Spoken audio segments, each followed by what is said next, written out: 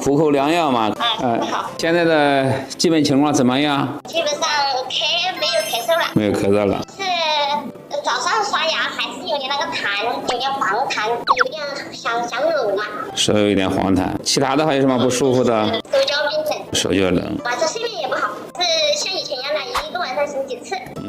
要起来小便，是肠胃大便没有天天上，但是比以前稍微好上一点点，没有爱吃那样。大便能排的也比较顺畅，是吧？行，痰基本上痰就是偶然有一点黄痰，是吧？你抻出来舌头我看一下，不算太黄了，是白厚了，少一点白。好，看到了。